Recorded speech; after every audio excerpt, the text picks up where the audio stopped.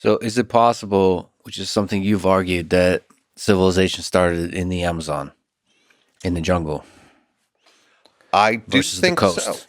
I think religion in South America began in the Amazon. I think there were people there very old. There's actually the earliest pottery in all of the Americas. Of all these places that we have civilizations that grew up, you know where the oldest pottery is? The middle of the Amazon. So there's interesting cultures developing in the Amazon. So religion, you would say, preceded civilization. In South America, the Corral and Aspro that I was just talking about, it's weird what a dearth of art and any evidence of religion we have. We have those pyramids and things that we call temples, but we don't really know what went on in there. And there's no hints of religious iconography, ceremonies, nothing like that. The first stuff that we get is right when that culture ends, about 1800 BCE. This culture called Chavin starts up, and their main temple is up in the Andes, in this place of least resistance between the Amazon and the coast. It's about 3 days walk either way from this place where this temple is. That's where we start seeing the very first religious iconography, and it's all over the temples. There are things that are definitely from the coast, but the iconography are all jaguars and snakes and crocodiles. And those don't come from the coast. All of those things are coming out of the Amazon. I mean, religion is a really powerful idea. Religions are one of the most powerful ideas. They're the strongest myths that tie people together. And to you, it's possible that this powerful idea in South America started in the Amazon. I do think it did. And you're right. Ideas are more powerful than weapons, but archaeology can't see them at all. Yeah. Sometimes we can see ideas manifesting in the things they create and lead to, but there's an interpretation problem. Are we right about what idea created this? Those are things that archaeology just can't get at. That's one of the challenges of archaeology and looking into ancient histories. You're trying to not just understand what they were doing in terms of architecture, but understand what was going on inside their mind. That's really what I'm in it for. I'm trying to understand these people, and it's real detective work. And we know we're dealing with a totally flawed record. We only have what could preserve the test of time. If we look around this room here, if 2,000 years of weathering happened in this room, what would be left? And what would we think happened here? Right. But there's not in this room, but if you look at thousands of rooms like it, maybe you can start to piece things together about the different ideologies that ruled the world, the religions, the different ideas. Tell me about this fang deity. One of your more controversial ideas is that you believe that the religions, there's a thread that connects the different civilizations, the societies of the Andean region, and the religion they practice is more monotheistic than is currently believed in the mainstream.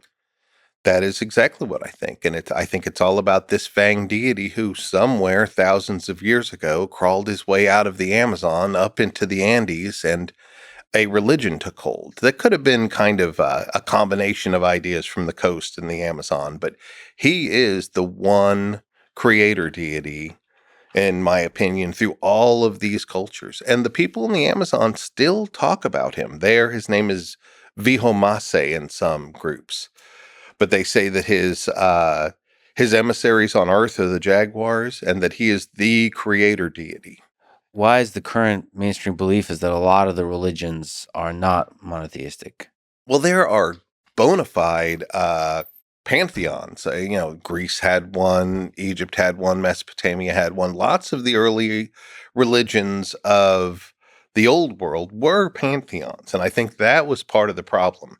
The earliest archaeologists walked in there with a preconceived notion that ancient cultures have pantheons. And so they went to the art looking for them. And they came up with things like the shark god and the moon goddess and the sun god and all these things. But when I look at the art, and I was trained by a person right here in Austin, Texas, as an art historian, you follow certain diagnostic traits through art to see the development over time. And when I look at it and use that methodology, there's a single face with goggle eyes and fangs and claws on his hands and feet and snakes coming off of his head and off of his belt. He's got really identifiable traits. He also likes to sever people's heads off and carry them around. But he's the fanged deity, and he's there.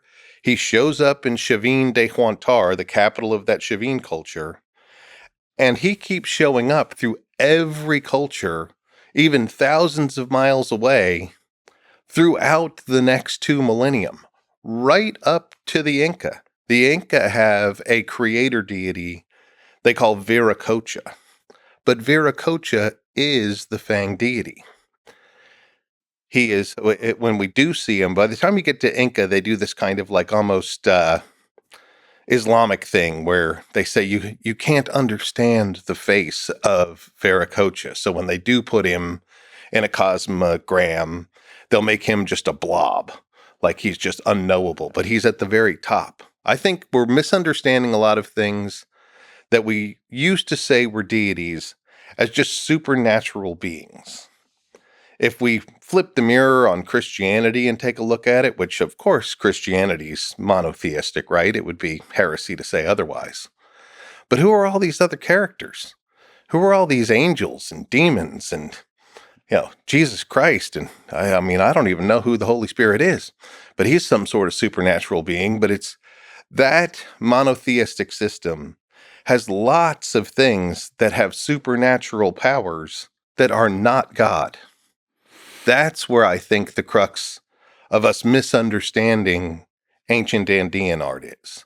So what is the process of analyzing art through time to try to figure out what the important entities are for that culture? You just see what shows up over and over and over and over? Well, certainly without the advent of writing, depictions in art have all sorts of meanings encoded in them. And there are certain, what we call diagnostic elements. Like we can pull apart the same sort of thing in like in the Greek pantheon. You know by their dress and what they're holding, what the different gods are. You can tell Hades from Zeus by the different things they're holding, lightning bolts or tridents or whatever it is. So they all have these diagnostic elements to them. So that's how art history goes about analyzing art over time. Once we can put it in a chronological sequence, then we can say, okay, here's a deity here in Chavin culture. Now we move forward 500 years. Now we're in Moche and Nazca culture. Where are the deities here? And what I see is that same guy with not just one or two traits, but a whole package of them that shows up again and again and again for thousands of years in each one of these cultures. He's got circular eyes. He's got a fanged mouth. He's got claws on his hands and feet. He's a humanoid, but he also has snakes coming off of his head like hair and snakes coming off of his belt. And then, not so much in Chavin, but as it goes forward, he starts carting around severed heads, human severed heads. So they're like in the old literature, the Moche will call him the decapitator deity. But then they have these other like, oh, here's the crab deity and here's the fox deity. But if you look at them, like the crab deity is just that guy's face coming off of a crab, and the fox deity is that guy's face coming off of a fox. So I think on that particular instance, I explain it similar to what Zeus did. You know how Zeus was able to turn into whatever animal he wanted to get with the woman he wanted, and he showed up in all sorts of forms, but he was always Zeus. I think that the the fang deity manifests himself through people and animals throughout the art, and that there are missing stories of mythology that we don't have anymore. And across hundreds of years, thousands of years, from Chavin to Mocha to Inca, as you're saying. Right. Wari has them too, Tiahuanaco. That's that famous place, Pumapunku. He's all over there. I wonder how those ideas spread and morph of this fang deity. I think people walked and proselytized. And places like Chavin, there's a later one in Inca times called Pachacamac, that are pilgrimage places where people come in to be healed if they're sick, but also just to pay homage to the powers that be. So Chavin was a place where people from the Amazon and people from the coast were all coming together. In fact, we saw it in the archaeology there. There's these interesting labyrinths under the pyramids with the fang deity all over them that have, like, one labyrinth will have all pottery. The next labyrinth will have a bunch of animal bones. The next one will have a bunch of things made out of stone. So people are showing up and giving this tribute, and they're learning, and then they're going back to their communities. So I think it dispersed from certain pilgrimage spots and became just like pilgrimage spots do. Somebody goes back and they build a temple to the fang deity. Do we know much about the relationship they had with the fang deity and like their conception of the powers of the fang deity? Were they afraid of the fang deity as an all-knowing god? Is it something that brings joy and harvest, or is it something that you're supposed to be afraid of and sacrifice animals and humans to keep at bay?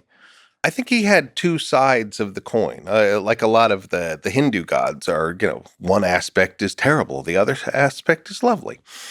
I think he had that same sorts of qualities, because we do see him as a fierce warrior taking people's heads off, and he is a jaguar, which in and of itself implies a certain power and ferocity.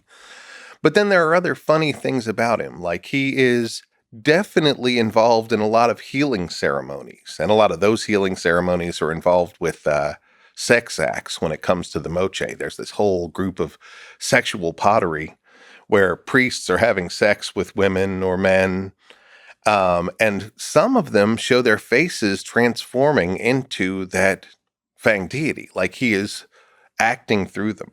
Mm-hmm. But the thing that most cracks me up that shows his softer side is the fang deity has a little puppy.